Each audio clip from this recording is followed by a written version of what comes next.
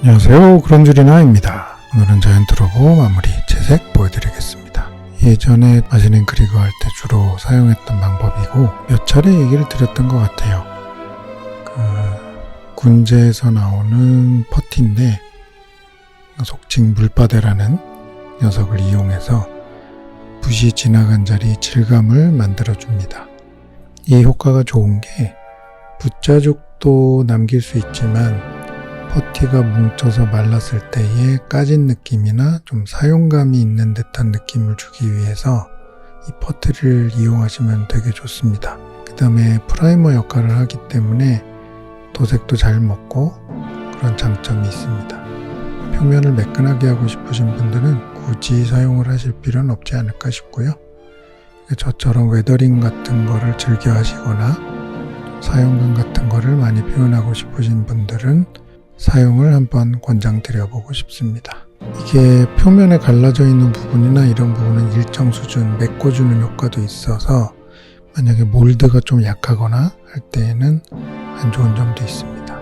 지금 보신 것처럼 굳은 다음에 예리한 걸로 긁어내면서 스크래치 자국을 내준다든지 그럴 때 사용하시면 훨씬 좋을 것 같고요. 그 다음에 빗물 흘러내리는 부분 그런 것들을 표현할 때에도 둥근 붓보다는 평붓으로 사용을 하시면은 그 효과를 훨씬 더 잘 보실 수 있습니다. 퍼티, 물퍼티를 이용하신 이후에는 웬만하면은 에어브러쉬로 기본 하도를 칠하시는 것을 권장드립니다. 붓까지 붓으로 다시 채색을 하시게 되면 또 뭉치는 부분이 생기기 때문에 그렇게 권장드립니다. 처음에는 아크릴 컬러로 전체를 다 하려고 하다가 그냥 표면적도 넓고 그 다음에 블렌딩 되는 느낌을 조금 더 주고 싶어서 처음에 녹이 난 색깔을 살짝 밑에다 깔아주는 정도로 아크릴 컬러를 활용을 했고요. 녹이 난 색깔을 먼저 살짝 발라주고 있는 상태입니다. 지금 보시는 거의 밑색은 기본적으로는 제가 만든 전에 ED 공구할 때 썼던 블루 계열인데요. 그 계열 색깔을 에어브러쉬로 골고루 뿌려준 후에 그 다음에 첫 번째 색감을 넣어주고 있는 상태입니다. 저렇게 밑색을 먼저 넣어주신 다음에 뿌려놓은 색깔을 콕콕 찍어주면은 그게 하이라이트 역할을 해주기도 하고 얼룩얼룩한 느낌을 만들어주기도 하거든요. 기본적으로 수채화 계열을 하고 나서 유화 계열 쓰는 게 조금 꺼려지시는 분들이 많으실 텐데 완벽하게 마른 이후에는 아무 문제 없으니까 그냥 사용하시는 걸 권장드립니다. 웬만하면은 중력의 영향을 생각하셔서 위에서 밑으로 훑으면서 채색을 하시면 좋을 것 같습니다.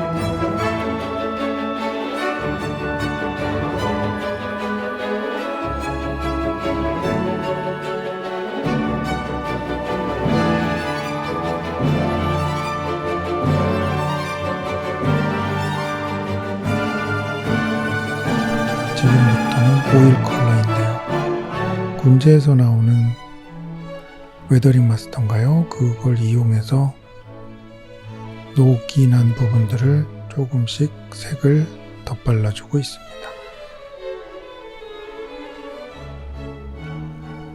확실히 물에 번져나가는 것보다는 기름에 번져나가는 게 잘 번져나가기도 하고 블렌딩도 확실히 더 잘 되는 것을 보실 수 있을 겁니다. 지금 사용하는 색깔들, 그 다음에 저게 유화 계열로 알고 있는데요.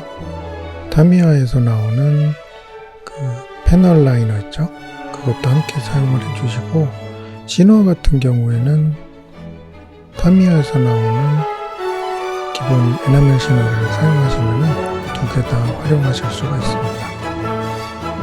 그 다음에 예전에 한번 올려드렸던 영상에서도 보셨겠지만 에나멜 계열은 유화 물감 희석제인 페트롤리움을 사용하셔서 블렌딩을 하시고 또 희석하실 때 사용하시면 효과적으로 사용하실 수 있습니다. 그리고 제가 가끔 사용하는 방법이기도 한데요. 저거는 이제 스텐실 하는 방법이죠. 스폰지를 이용해서 넓은 표면에 콕콕 찍어가면서 색을 자연스럽게 묻혀주는 그런 역할을 합니다. 그리고 이게 블랙 계열이지만 황토색 느낌하고 블루 계열을 함께 조금씩 섞어서 사용을 해주면은 약간 더 쇠 질감이 나더라고요. 그러니까 블루 계열, 레드 계열 함께 써주시면은 효과적으로 금속 느낌을 많이 만들어내실 수 있을 겁니다.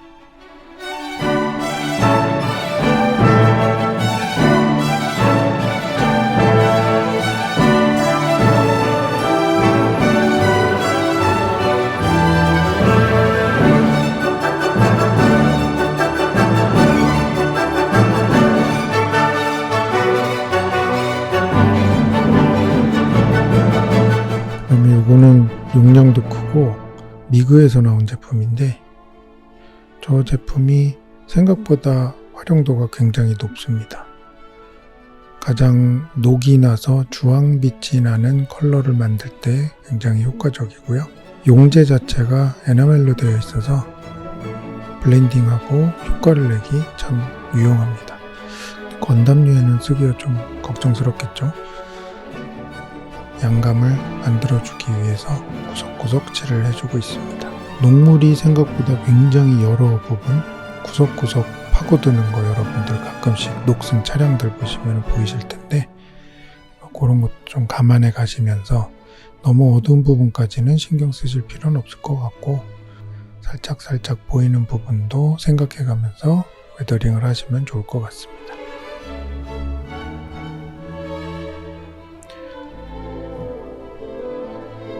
기본적으로는 블루 계열하고 레드 계열이 만나면은 그린 계열이 나오겠지만 이게 말라있는 부분에다가 위에 웨더링 하듯이 서로를 입혀주게 되면은 어떤 부분에서는 블루가 나오고 어떤 부분에는 약간의 그린 계열이 나오고 굉장히 오묘한 색깔을 느끼시게 될 겁니다.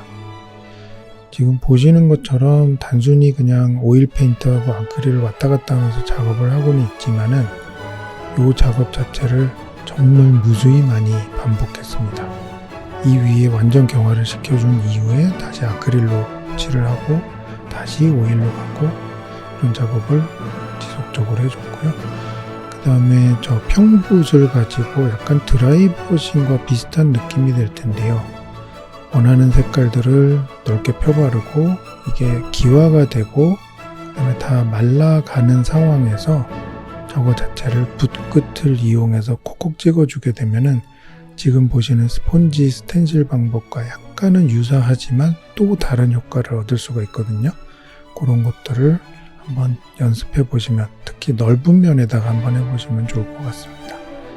스폰지와 그 다음에 평붓, 좀 커다란 평붓을 이용해서 효과를 내주시면 좋습니다. 자, 이제 다시 아크릴로 하이라이트를 주고 있는데 단순히 검은색으로만 그 까진 느낌을 주는 것보다는 피막에 처음 아주 얕게 스크래치가 났을 때는 밝은 느낌이 나거든요.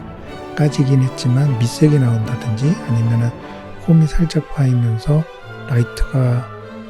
라이팅이 되면서 좀 밝아 보이는 효과가 있어서 그 효과를 함께 준 이후에 다시 오일 페인팅을 다시 해주고 있습니다. 지금 보시는 것처럼 기본 색깔이 하늘색이어서 거기에 아까 그 어두운 계열에서 사용했던 블루 계열을 함께 사용을 해줬고요. 저 제품도 앞에서 이미지 보셨겠지만 웨더링 마스터의 블루 계열 제품입니다. 전체적으로 또 발라주고 그다음에 이게 또 굳었을 때 원하지 않는 색상이나 조금 더 색을 어둡게 해주고 싶다 아니면 다양하게 주고 싶다 하실 때는 또 한번 아크릴로 넘어가셔도 무방할 듯 합니다. 저렇게 찍어가면서 쓰는 방법도 많고 튀겨가면서 쓰는 방법도 많고 근데 제가 썼을 때 요게 그 물이 흙물 같은 게 튀는 것도 해주고 싶었는데 사실 스케일적으로는 이게 거의 몇 대, 100대 1 가까이 되는 것 같아서 거기에 이제 흙이 튀거나 붓으로 이제 튕겨갖고 효과를 주는 상황이 되면은 스케일이 맞지 않을 것 같아서 스케일에 맞게끔 크게 흘러내리는 부분 그런 것들만 신경 써서 작업을 했습니다. 제가 주로 사용하는 예전에 녹이 난 색깔을 주로 사용했던 게 이렇게 FX10을 굉장히 많이 활용을 해서 사용을 했었어요. FX10을 묽게 녹여서 만든 게 브라운 색깔, 타미야의 패널 라이너 색깔에서 XF10과 거의 동일한 색깔이거든요. 이런 것들은 쓰실 때에 진하게 발라서 쓰시는 방법도 있고 지금처럼 묽게 타서 흘러내려서 흔적이 남아있는 그런 효과를 내주시는 방법, 여러 가지 방법이 있을 듯 합니다. 예전에는 굉장히 진하게 써서 그 다음에 진하게 쓴 녀석이 한 80-90% 말랐을 때 에나멜 신호를 이용해서 흘러내리는 부분, 그러니까 찐득한 녀석은 남아있고 나머지 주변에 있는 녀석들이 남아서 흘러내리는 느낌을 주면은 녹이 정말로 흘러내리는 부분처럼 효과가 나거든요. 근데 이번에는 그런 효과는 쓰지는 않았습니다. 스케일 걱정 때문에. 이번에 사용하는, 지금 보시는 화면에서는 어두운 색깔, 짙은 그레이 색깔하고 녹이 난 브라운 컬러를 함께 섞어가면서 저 부분이 어둡기 때문에 그림자에 가려져서 어두워지고, 그 다음에 또 너무 밝게 놔두게 되면 덩어리감이 좀 사라지는 부분이 있어서 저 부분은 웬만하면 좀 더 실제 색깔보다는 더 어둡게 웨더링을 처리해 줬습니다. 화면에 보신 것처럼 저 리벳 부분이 생각보다는 어색하진 않네요. 다행이네요.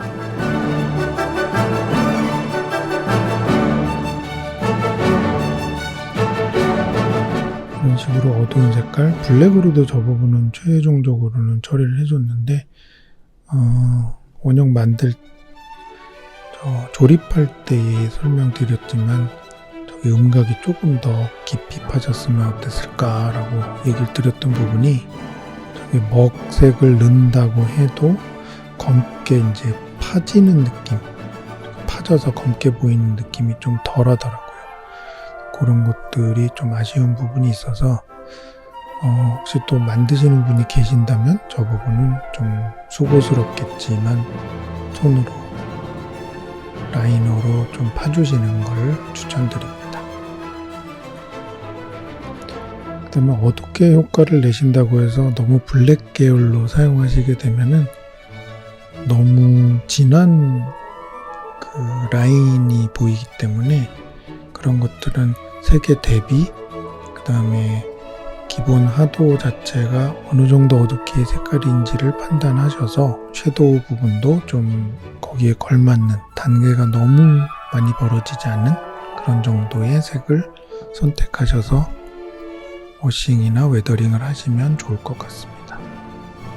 오일 컬러로 지속적으로 워싱이나 웨더링을 계속 해주고 있는 상태이고요. 저기서도 붓으로 그냥 깨끗하게 세척한 붓으로 슬슬 긁어가게 되면 밑색이 나오지만 이미 아주 미세한 홈 속에 자연스럽게 그 색깔이 파들어가 있는 상태거든요. 색이 어두워진다는 거죠. 그러면 그 위에다가 다시 한번 하이라이트를 줘야 되기 때문에 기본 색깔로 사용했던 아크릴 컬러를 붓질하시는 것보다는 지금 보시는 것처럼 스펀지, 스텐실 기법을 이용해서 꼭꼭 찍어주시면 하이라이트 효과를 보실 수 있습니다. 2000 years later.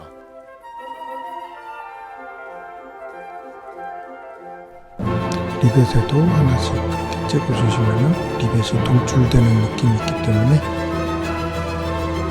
완성되었을 때 되게 뿌듯함을 느끼실 거라고 생각이 듭니다.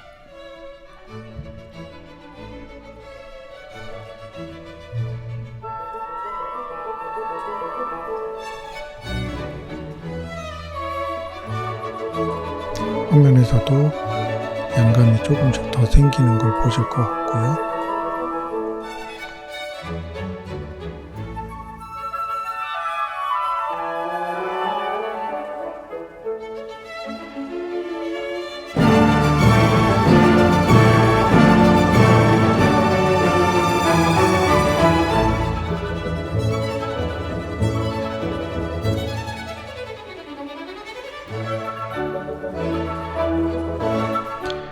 이제 마무리 작업인데요. 와이어를 다 부착을 하고 그 다음에 저번에 한번 설명드렸던 그 50에서 나오는 블랙 실리콘, 거기에 실리콘 희석제를 약 한 10대 1 정도, 아니면 8대 2 정도, 8대 2, 9대 1 애매하네. 그 정도 비율로 묽게 타서 붓으로 쭉쭉 발라줍니다. 붓은 쓰시고 그냥 버리신다기보다 저 희석제를 가지고 다시 한번 붓을 빨아줘도 다음에 재사용이 가능하니까요. 그렇게 활용하시면 좋을 것 같고, 요렇게 해서 만약에 실리콘 위에다가 실리콘을 입히는 작업을 하시면은 이게 말랐을 때는 완전 무광이 돼요. 희석제 양이 많기 때문에. 그 위에다가 또 작업을 추가적으로 작업을 할 수 있어서 무광이 되었기 때문에 훨씬 효과적으로 다양한 효과를 내주실 수 있을 것 같습니다.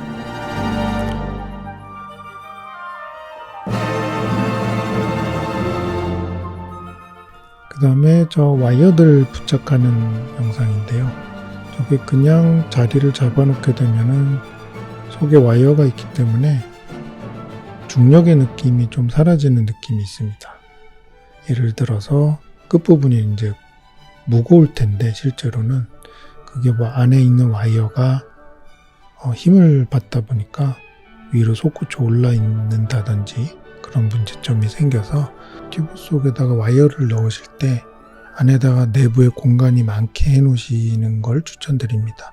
왜 그러냐면은 지금처럼 이제 황동봉이나 이런 걸로 바닥에 고정하기 위해서 박아 넣으실 때 내부에 공간이 없으면은 찔러 넣기가 되게 어렵거든요. 근데 튜브 내부에 공간이 있는 상태에서 얇지만 단단한 녀석으로 딱 꽂아 넣었을 때 공간이 있으면은 뒤틀리거나 형태가 왜곡되거나 이런 부분이 좀 적기 때문에 웬만하면은 속에 넣는 와이어 같은 경우는 조금 더 얇은 부분 내부에 공간을 만들 수 있도록 그렇게 하시면 좋을 것 같고요.